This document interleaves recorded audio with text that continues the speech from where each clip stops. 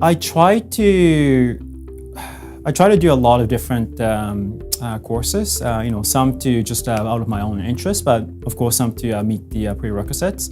The only thing that I did somewhat different is probably taking the 2 credits of English, which is required by American schools as well as some of the schools out west.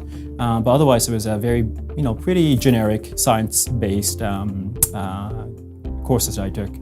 I actually took a very unconventional path prior to medical school. I did pharmacy prior to medical school, so a lot of my courses were in, pharmaceutical fields or drug therapy or pharmacokinetics. And while I find that really helpful now in the later parts of my medical training when I'm working with patients, definitely for the first couple years when people were doing anatomy, it wasn't that helpful. So I think having any courses that give you a good content matter of anatomy, physiology would be pretty helpful.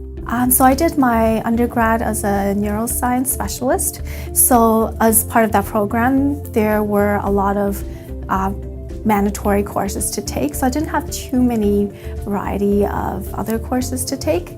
I chose that program because one of the reasons is there's a co-op portion, and I thought for me that was very important to have a bit of outside experience in addition to school. So that's how I chose that. Being completely honest with you, I realized that there is a very tight and high GPA that you need to get into medical school.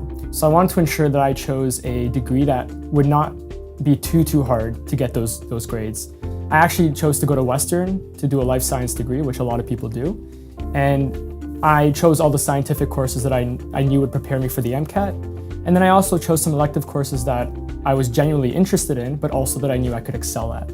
I took courses that were both science-based, so I took physics, chemistry, biology, anatomy, and physiology courses. And then I also took courses that I thought would give me skills in other areas that would be also useful for medical school. So for instance, I took courses like health policy and statistics, critical appraisal of medical literature, and I found that to be useful.